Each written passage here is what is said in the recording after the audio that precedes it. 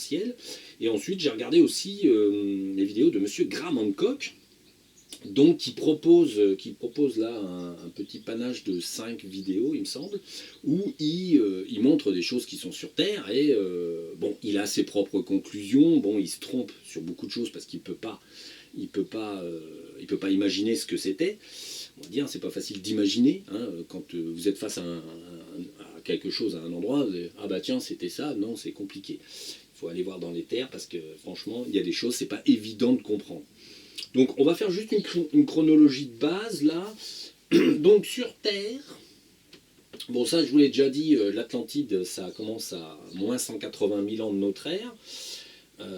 Ensuite, la fin de l'Atlantide, donc la chute de la lune de cristal, je l'avais déjà dit à peu près, mais vraiment on a regardé, on a essayé de préciser, pas à l'année près, mais en fait c'est 14 000 ans. Donc la chute de la lune, cristal, donc apporté par les jardiniers de la Terre pour stabiliser l'ambiance de l'Atlantide et rendre possible l'évolution. Donc la chute, c'est 14 000 ans. Ensuite, ça a créé un système qui a quand même perturbé Gaïa, et du coup ça a entraîné, on va dire, une suite d'événements, des gels, ceci, cela, c'est-à-dire qu'à cette époque-là, l'axe des pôles n'était pas, comment dire, enfin, il avait déjà bougé d'ailleurs pendant l'Atlantide, mais ça a dû quand même bouleverser le système, du coup, parce qu'on était dans ce que eux, ils prétendent être une ère glaciaire. Mais simplement, comme les pôles étaient différents, la planète Terre, en fait, par exemple, le pôle, l'Antarctique où il y a des choses qui sont jardiniers de la Terre, n'était pas gelé. Donc les pôles étaient différents. Donc bon, la chute de la lune de cristal a entamé un cycle de changement. Ensuite, il y a eu un petit problème, donc ce qu'on a appelé le déluge. Donc le déluge, là j'ai déjà expliqué que le déluge c'était un vaisseau jardinier de la Terre qui s'est écrasé lors d'une bataille avec notre ami Satan. Hein. Donc le vaisseau s'est écrasé sur Terre, a créé une explosion massive, puisque le système d'alimentation énergétique a été endommagé, donc le vaisseau était en perdition. Donc en fait, ce qu'on a appelé le déluge, c'est simplement l'histoire de Noé et ceci, cela. J'avais déjà dit, c'était donc les jardiniers de la Terre qui venaient vite récupérer ce qu'ils avaient fait, le monter sur des montagnes pour éviter le pire, parce qu'ils ne pouvaient pas récupérer la trajectoire du vaisseau, ils n'étaient pas assez nombreux, c'était dans la rapidité. Donc en fait, le pseudo-déluge là, qui est simplement un problème de bataille du bien contre le mal, ça c'est 13 500 ans, donc c'est très peu de temps après, donc catastrophe, recatastrophe. Ça peut être embêtant hein, quand même de multiplier les catastrophes de ce genre. Après on a Sodome et Gomorrhe, donc Sodome et Gomorrhe c'est, comme je l'avais dit,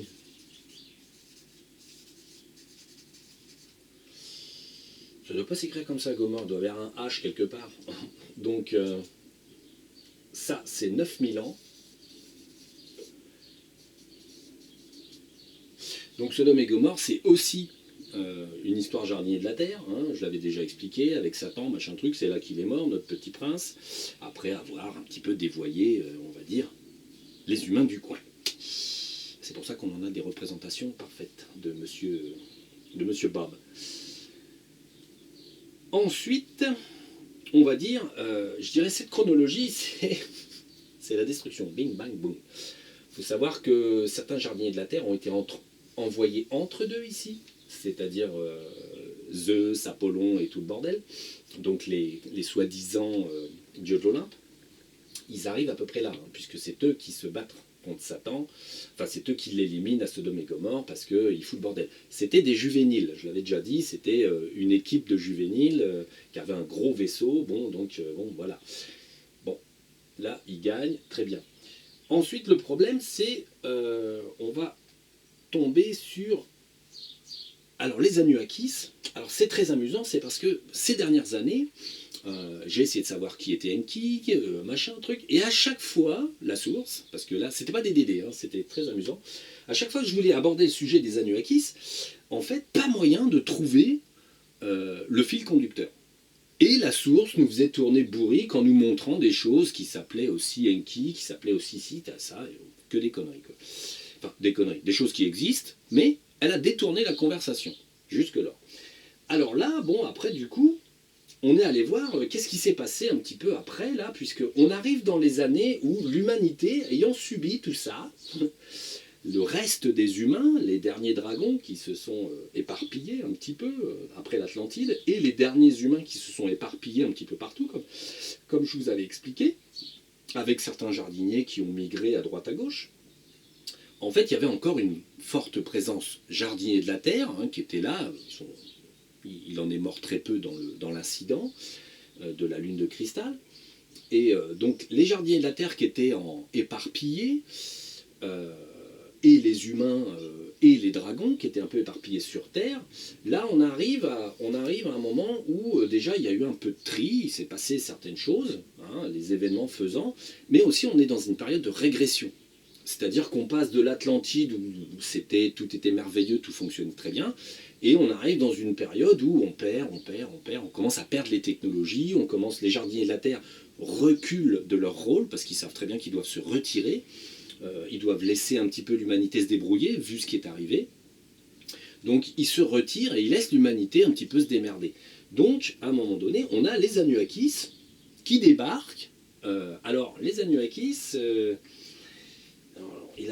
c'est amusant parce qu'en fait, ils ont comment dire, ça concerne beaucoup de mythes sur Terre.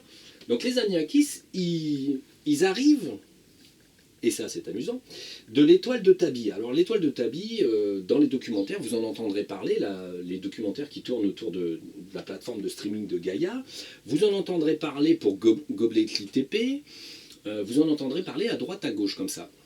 En fait, beaucoup de choses sont faites du côté de l'étoile de Tabi, enfin qui a été appelée l'étoile de Tabi. Donc en fait, les Anunnakis, ils viennent de là.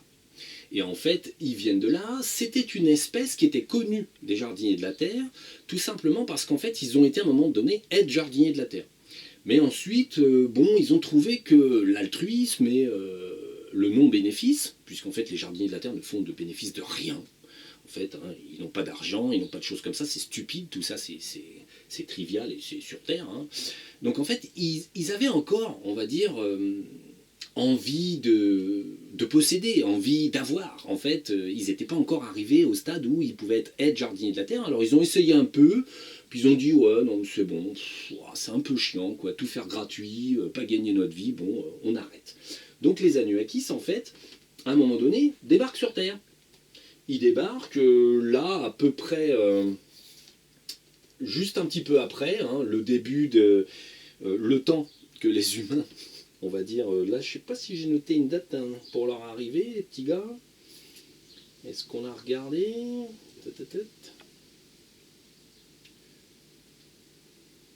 Les Nununakis. Ils sont pas là? Les Nununakis.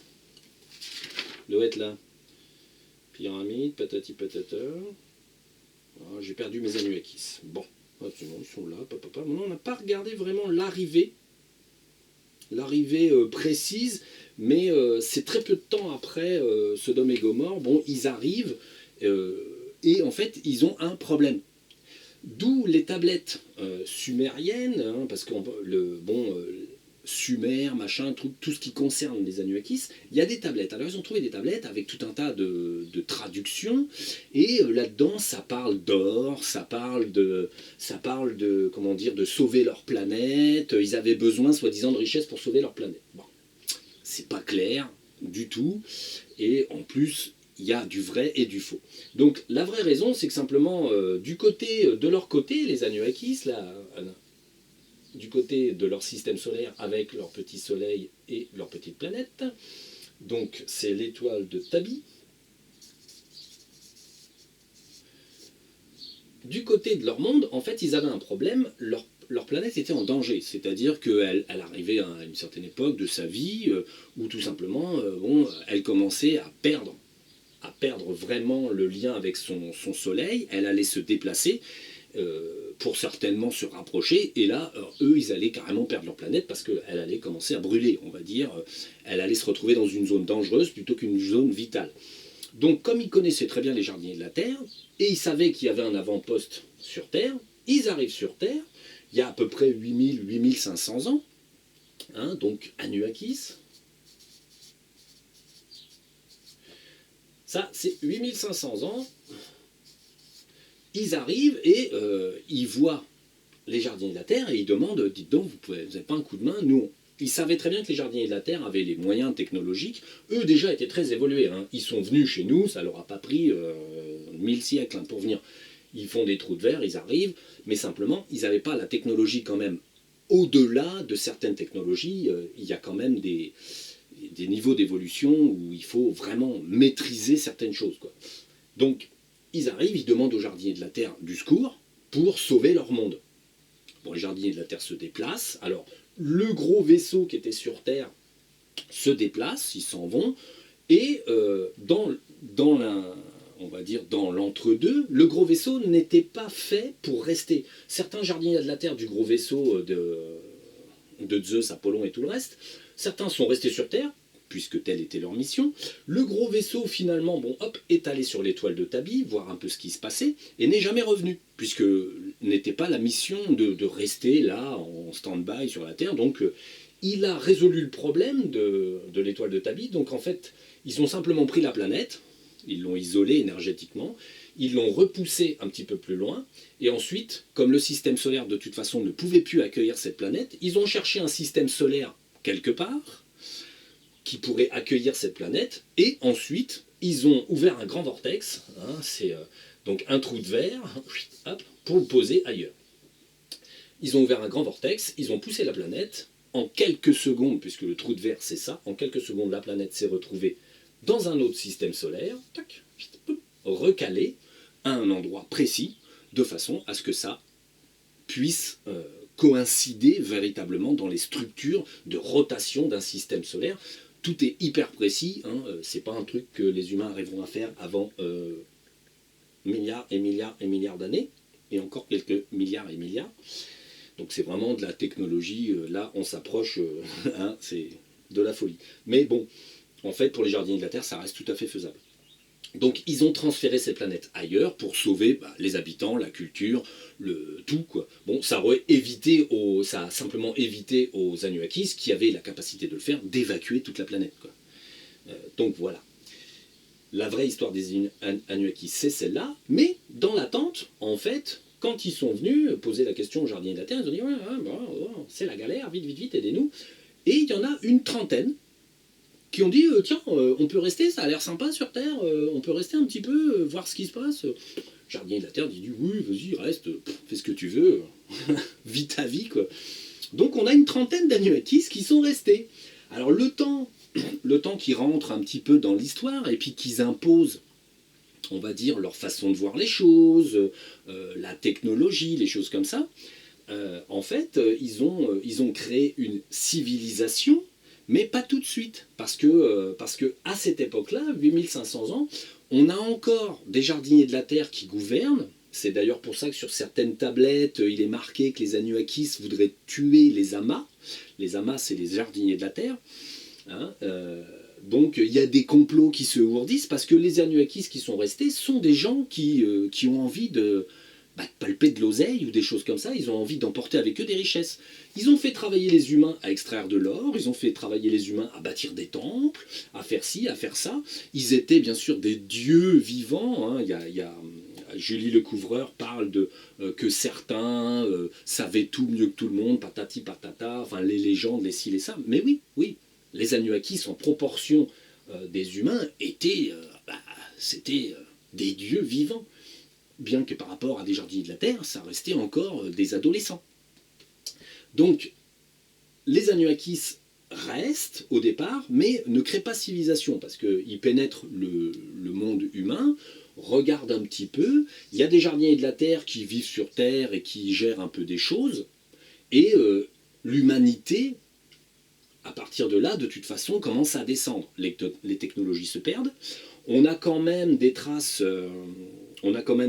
chez, c'est Julie Lecouvreur qui le dit, hein, des traces chez les hindous, dans les très vieux textes, qui parlent de vaisseaux, qui parlent de ceci, de cela, de divinités qui se battent entre elles. Alors il y a des divinités qui ont des vaisseaux qui font du bruit, il y en a qui en font pas de bruit, des trucs comme ça. En fait, on est sur des vieux restes, qui restent de l'Atlantide, on est sur les Anunnakis, qui se disent « Ouais, mais moi je récupérerais bien le territoire du jardinier de la Terre, là, pour lui piquer quelque chose, un peu d'or, un peu de ci, un peu de ça. » Donc on est dans une période très trouble, où il reste quand même encore de la technologie disponible, et certains jardiniers de la Terre, il reste des restes. Les Anunnakis ont amené un petit peu leur petit matériel et font construire des choses, ils ont un petit peu leur petit matériel et ils créent une petite ambiance où on essaye de se chipper les choses, on essaye de posséder, on essaye de se trucider. Bon, c'est les intrigues de gens qui sont restés matérialistes et qui voient la planète Terre comme un Eldorado. En fait, ils se disent wow, « c'est magnifique ici, là. Il n'y a que des demeurés d'humains, on va les faire bosser et puis on va récolter des richesses qu'on amènera avec nous ensuite et on se tire, quoi. Cool, il y a de l'or, il y a ci, il y a ça. Bon, l'or est un métal précieux sur le plan physique. Il est précieux pas parce qu'il est précieux parce qu'il a des applications physiques et métaphysiques. Avec de l'or, on peut faire de l'airain, par exemple.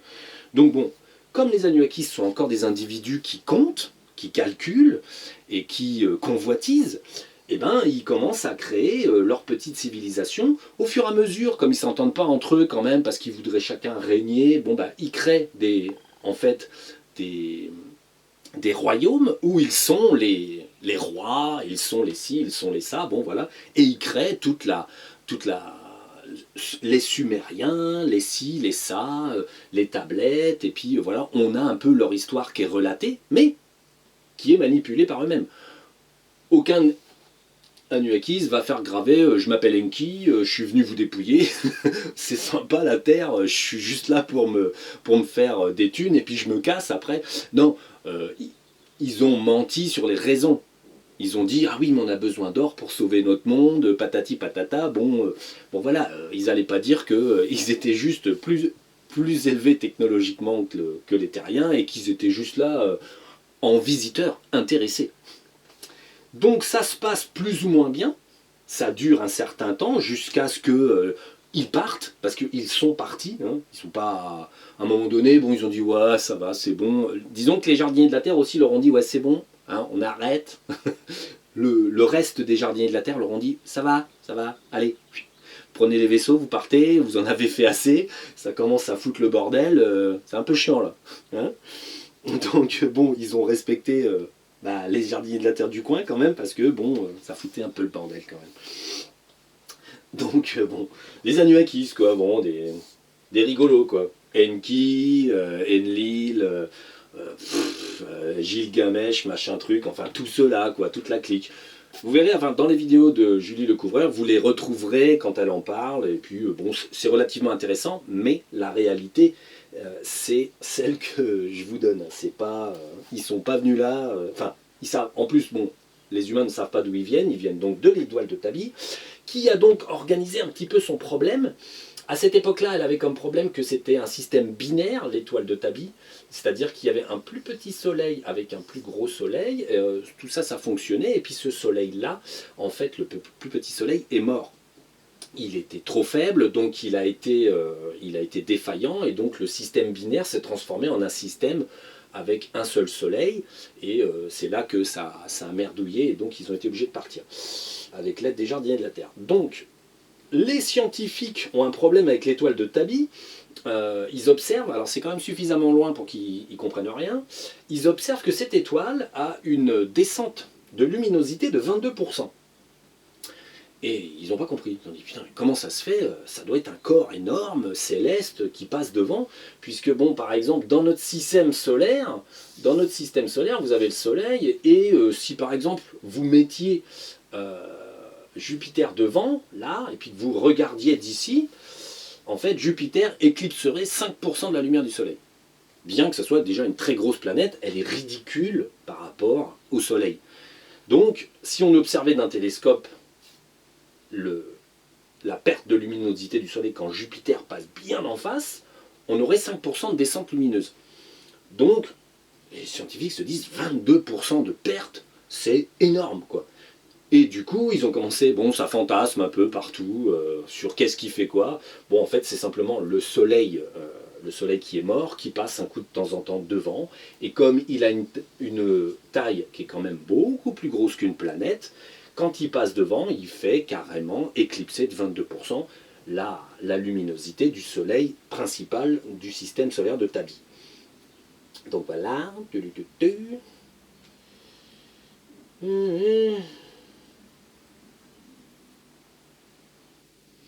Alors là, nous, on avait vu, ouais, je les situe à, ouais, je les situe arrivés de leur, ils sont arrivés plus tôt qu'il y a 4000 ans. On commence à avoir des traces les Sumériens, les ci, les ça, mais ça faisait déjà un petit moment qu'ils traînaient sur la Terre, mais simplement, les jardiniers de la Terre les avaient un peu empêchés de s'investir, les Anunnakis, hein, s'investir et comment dire, de foutre un peu le bordel. Il y a 4000 ans, ils ont pu créer la civilisation, leur royaume, et il y a 4000 ans, ils ont commencé à faire vraiment parler de 4000, 4005, 5000. C'est le temps qu'ils ont commencé à apprendre aux gens à faire ci, à faire ça, et puis à les admirer, en fait, tellement ils étaient beaux. Hein, et surtout, modestes. Donc, on entend réellement parler d'eux il y a 4500 ans, maxi. Avant ça, ils sont restés discrets. Ils ont été gentils. Et donc, l'étoile de Tabi, quand même, obsède un peu l'humanité, entre guillemets, parce qu'elle est, du coup, après, pendant qu'ils ont été là, qu'ils ont créé leur civilisation, les humains ont construit des temples pour regarder, pour des alignements sur l'étoile de Tabi, pour ci, pour ça, parce que, bon, comme c'était leur divinité, entre guillemets, bon, bah, et que ces divinités-là, les Anunnakis, leur avaient donné la position précise d'où là ils venaient, on va dire, Göbekli Tepe est aligné sur l'étoile de Tabi, et d'autres temples sont alignés sur l'étoile de Tabi. Tout simplement parce qu'en fait les Anunnakis étaient un peu bourrés d'ego et simplement faisaient la même chose que les jardiniers de la Terre. Ils disaient nous on vient de là, regardez c'est merveilleux. Donc pour en fait s'aligner à la valeur des divinités locales, on faisait des temples pour regarder par là, pour capter l'énergie soi-disant supérieure de ces braves gens. Bon, ceci dit, ils captaient rien du tout. Il y avait possiblement en alignant les choses, vous avez un coup de temps en temps, vous êtes content, vous avez l'étoile de Tabi qui est entre deux belles pierres, ça ne change rien s'il n'y a pas une énergie spécifique. Vous mettez en relation deux planètes, entre guillemets la planète Terre et l'étoile de Tabi, bon voilà, c'est aligné, vous mettez deux cailloux entre les deux, il n'y a rien de magique. Hein. C'est pas, il se passe rien. Hein. S'il n'y a pas de système énergétique pour transmettre une information ou lier les deux planètes, il ne se passe rien. C'est juste que vous mettez un temple en face, ça vous dit que à telle heure, tel jour, vous êtes en face de l'étoile de Tabi. Bon, c'est tout. C'est pas, il n'y a rien de mystique là-dedans, quoi. Alors, on va, ouais, les Anunnakis. Bon, après, il n'y a pas grand-chose d'autre à en dire. Qu'est-ce qu'ils ont? Non, ça c'est pas eux. Non, bah voilà. Ils ont fait beaucoup parler d'eux. Ça, c'est clair. Ils ont été prolifiques et bordéliques. Ils ont un temple au Sri Lanka, oui. Sri Lanka, oui. Alors, comme ça les concerne, on va le dire. Donc à Sigiriya. Alors les Anunnakis, il y a un truc qui leur appartient aussi. Alors, donc ça c'est répertorié. Hein. Anunnakis, tout ça, Sumer, les tablettes. Bon, c'est de la culture, hein, on va dire. Et on va dire, on a Sigiriya dans les les documentaires, vous pourrez toujours trouver au Sri Lanka.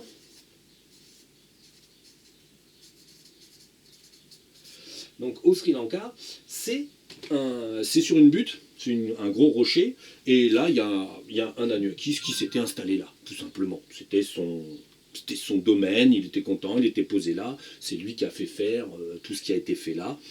Et ça lui servait de résidence d'été ou d'hiver, quoi. Bon, voilà, c'est tout. Et nanana. Voilà, c'est tout. C'était ça, c'est à eux, on va dire. En plus du reste. Ils se sont étalés sur la planète entière, hein. Ils ne sont pas que restés à Sumer ou à ci ou à ça. Chacun faisant son petit business, quoi. Donc ça, je note que j'en ai parlé. Donc là, on va passer... Ah, il va falloir qu'on tire une page. Ça va pas aller, hein, sinon c'est trop le bordel. On va passer au...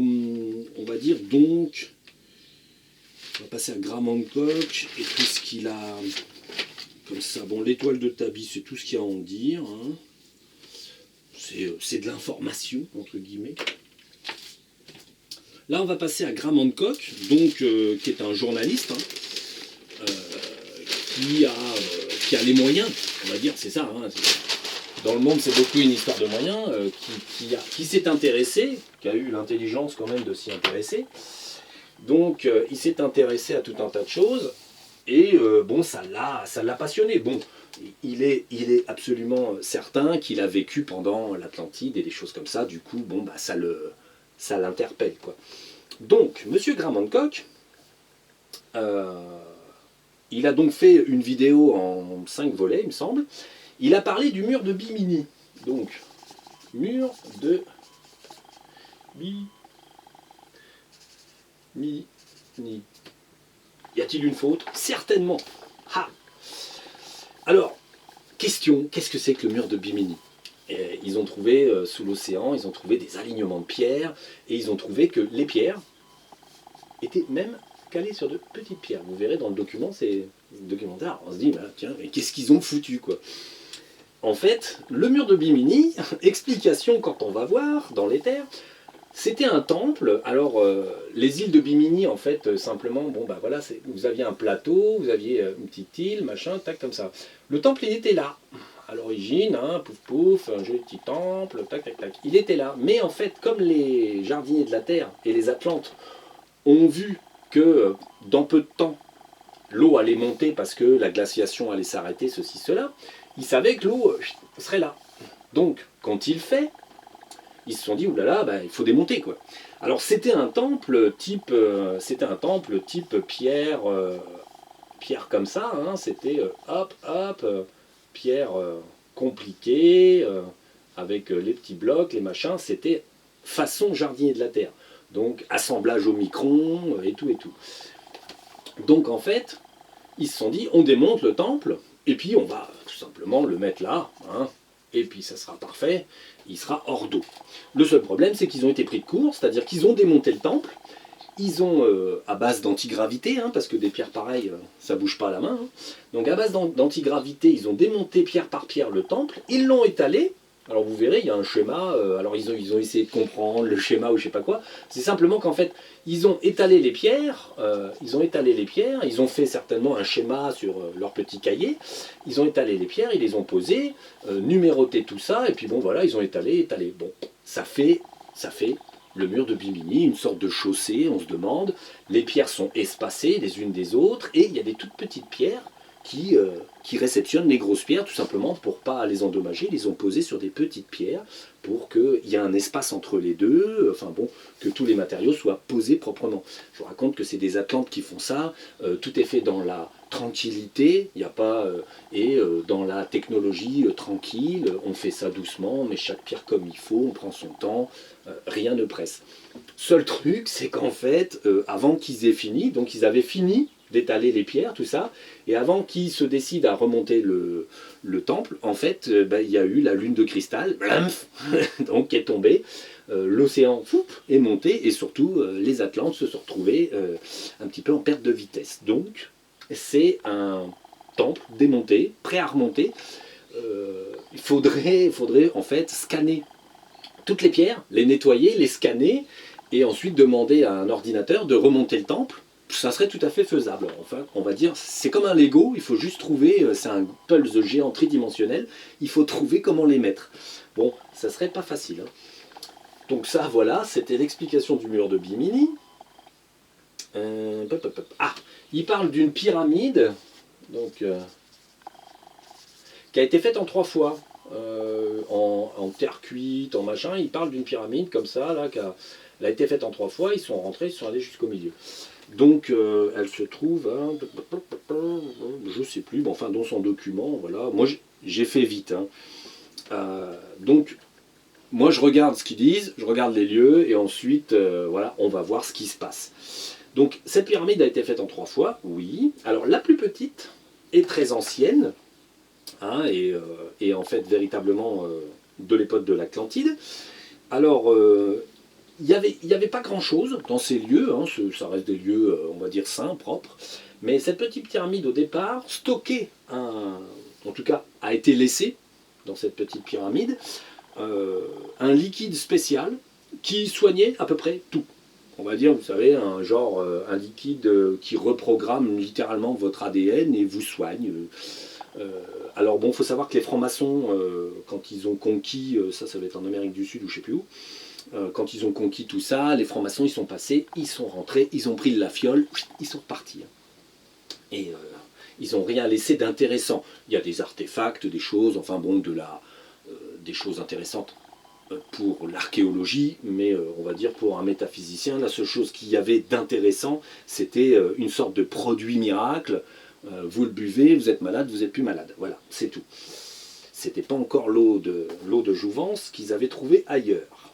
Donc nos amis les francs-maçons, comme tout bon pilleur et crétin, ont pris ça et surtout en font profiter personne. Donc ça c'est fait, ça c'est fait. Ensuite, Graham Hancock, il a été, alors là je sais plus, c'est Birmanie ou un truc comme ça, vous verrez bien. Hein. Donc il parle d'un temple qui est sur une butte. Le temple est relativement, bon ça fait une petite, enfin un temple, non, une petite montagne. Hein.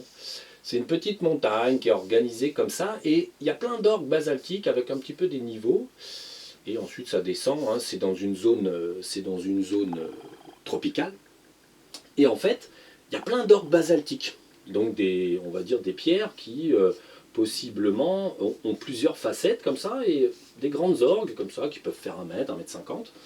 Alors bon, la plupart des scientifiques ont bien vu qu'il y avait tout un agencement, les archéologues, et puis bon, bah voilà, c'est tout quoi. Ils se sont dit, bon, bah la montagne est en basalte, hein, comme en Auvergne, vous en trouverez, est en basalte, et donc des peuples primitifs se sont amusés à bouger toutes ces orgues basaltiques.